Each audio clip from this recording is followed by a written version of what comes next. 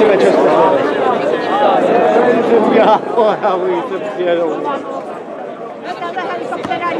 Vážení přátelé, já bych vás požádal o pozornost. Samozřejmě jsme byli opět svědky zásahu policie. Opět se ukazuje, jaký je tento stát.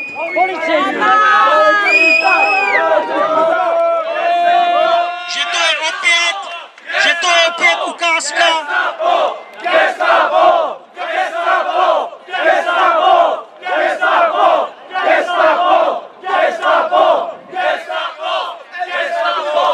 Je to opět ukázka demonstrace síly vůči pokojnému shromáždění.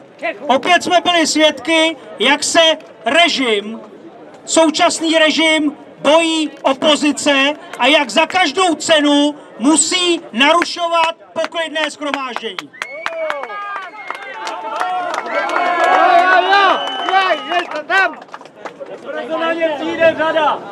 Samozřejmě, i na ně dojde jednou.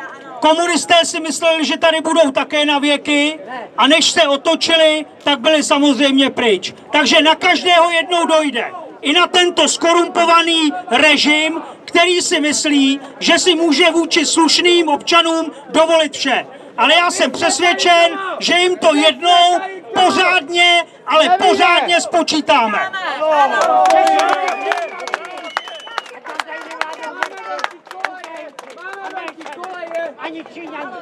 Já bych nyní pozval na pódium dlouho avizovaného hosta, župana Banskobystrického samosprávného kraje, člověka, kterého si velmi vážím, kterého považuji za svého přítele a který přijel sám osobně nás podpořit. Dovolte mi tedy, abych slovo předal Marianu Kotlebovi.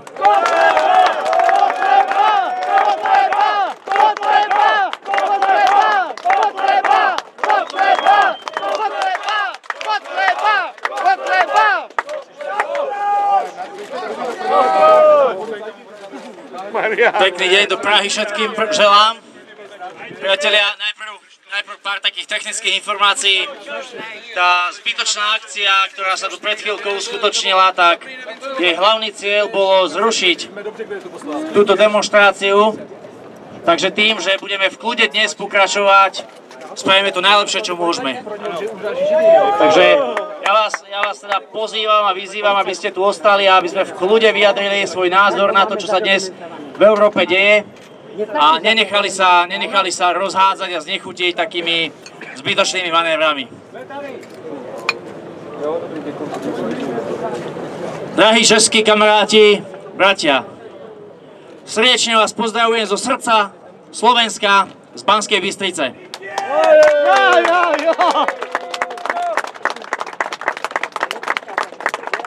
Je pre mňa skutočne česť vystúpiť tu v Prahe, v hlavnom meste krásnej českej krajiny, na demonštrácii proti imigračnej politike vlády.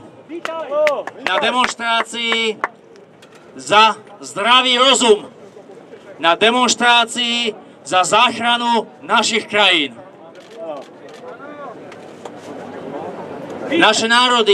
Naše národy, aj český, aj slovenský, dnes čelia jednej z najväčších hrozieb vo svojich dejinách. Už niekoľko desaťročí totiž celú Európu, zaplavuje mnoho imigrantov z Afriky a z Ázie.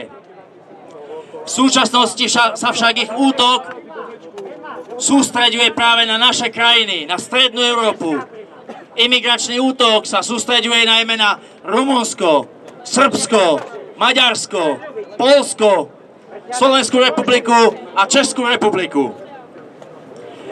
Ako už bolo spomenuté predo mnou, tieto pohyby utečencov, imigrantov, nazvite ich ako chcete, nie sú samovolné, nie sú spontánne, sú riadené a organizované. A sily, ktoré toto všetko riadia, nám už dávno vyhlásili vojnu. Vyhlásili vojnu všetkým európskym, všetkým kresťanským národom.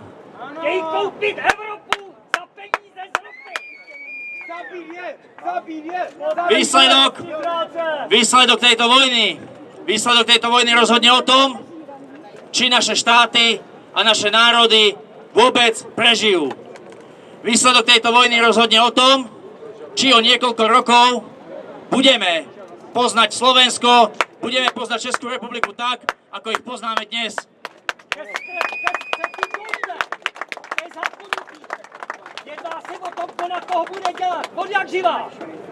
Jej výsledok rozhodne o tom, či si zachováme naše rodiny, našu slobodu a našu vieru, alebo stratíme všetko, za čo bojovali a umierali naši predkovia.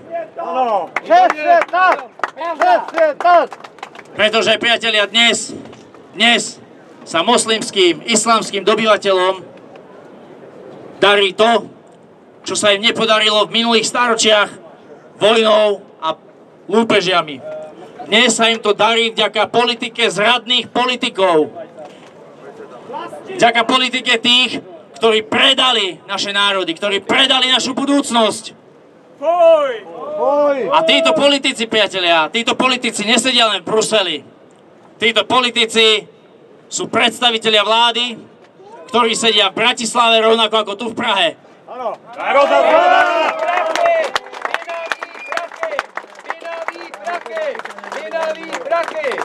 Sú to práve oni, predstavitelia vlád, ktorí zradili národno-štátne záujmy našich národov a našich štátov.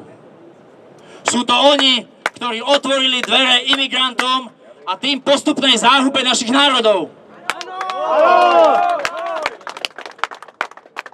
Sú to predstavitelia vlády, ktorí neslúžia ľuďom a neposlúchajú hlas národa, ale slúžia Bruselu, Európskej únii a vyhovujú želaniam Spojených štátov amerických.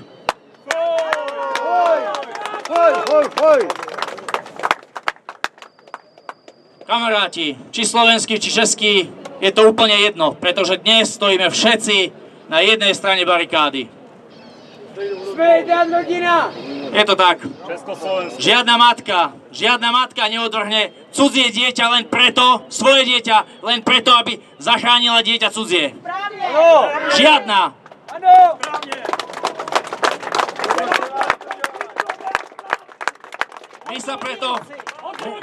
My sa preto nemôžeme nechať klamať. My sa nemôžeme nechať oklamať tými, ktorí tvrdia, že je našou kresťanskou povinnosťou pomáhať utečencom a imigrantom.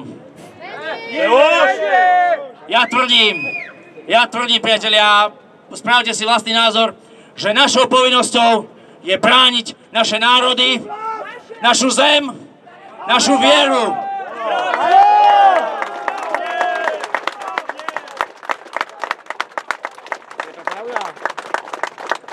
Našou kresťanskou povinnosťou je v prvom rade sa postarať o vlastný národ a brániť vlastný štát. Je to naše právo! Naše právo! Naše zem, náš národ! A ak si v Bruseli myslia, ak si celá Európska únia myslí, že my budeme len potichu stáť, skláňať hlavy a mlčať a neurobíme nič pre záchranu našich národov, tak ja im tu odtiaľto zo stovežatej nádhernej českej Prahy odkazujem, že sa veľmi mýlia.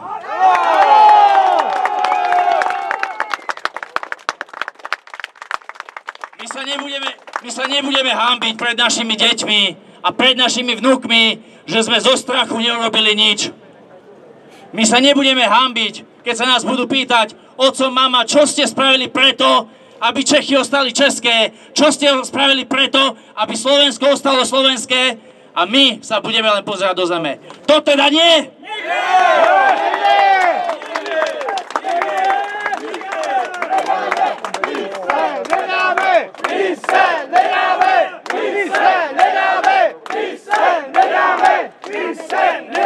Za našu slobodu, za prežitie našich národov v minulosti padlo mnoho hrdých synov slovenského a českého národa.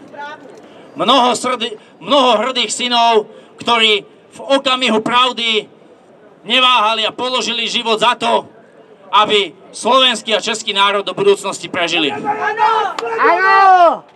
Já nechci přiživovat. My dnes nemôžeme byť iní. Položíme Keď sa budeme len prizerať, budeme len konštatovať to, čo nám v televízii dajú ako hotovú vec, tak naozaj naši potomkovia nemajú žiadnu budúcnosť. Nikdy! Ale hodí se jim prachy a všechno to zkoupěj, uvidíš. Videli ste sami, ako sa správajú imigranti. Videli ste sami tú zboru, tú bitku s políciou v tom utečenskom tábore Biela pod Bezdezem. Česká republika tým ľuďom poskytne zadarmo ubytovanie, stravu a oni za odmenu mlátia policajtov.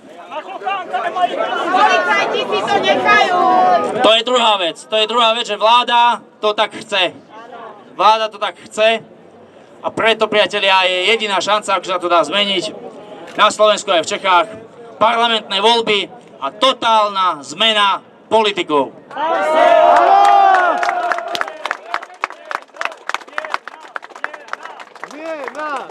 To je to najmenej, čo môžeme pre našu budúcnosť spraviť. To je to najmenej. Ísť voliť je to najmenej. Dnes nikto nemusí dvíhať meč.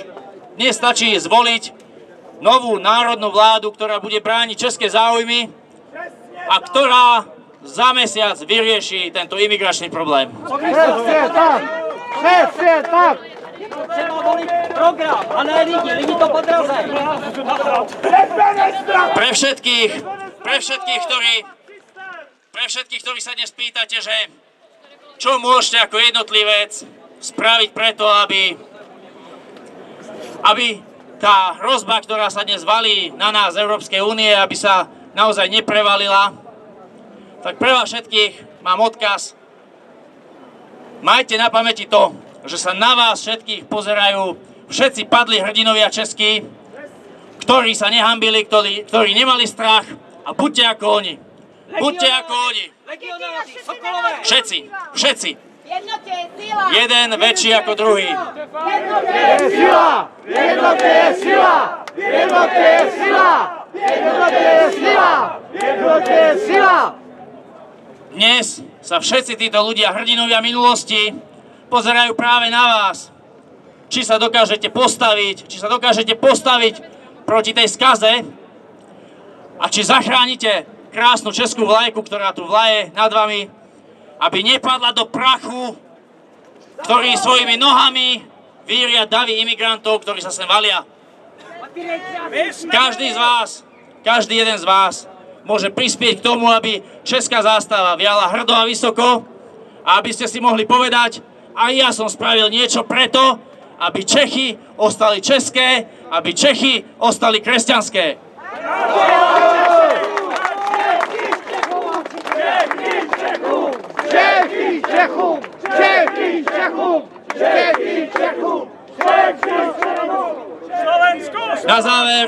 Na záver sa vám chcem všetkým poďakovať za to, že ste sem dnes prišli. Takisto sa chcem poďakovať Delnickej strane za to, že túto demonštráciu zorganizovala. Neprišlo veľa ľudí, ale treba pokračovať, nesmiete sa nechať znechutiť. Ďalšia a ďalšia demonštrácia pomôže Čechom otvoriť oči.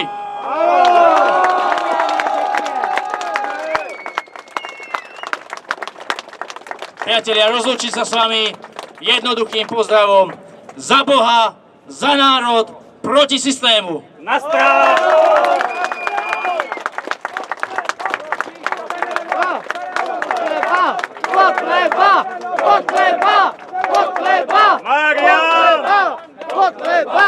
Já děkuji Marianu Kotlebovi za jeho projev, děkuji, že přijal pozvání na naši akci a věřím, že mu toto jistě v budoucnu oplatíme. Díky, Mariane.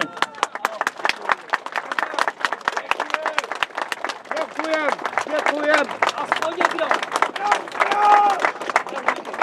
A já bych nyní předal slovo zástupci další politické strany, vystoupí místopředseda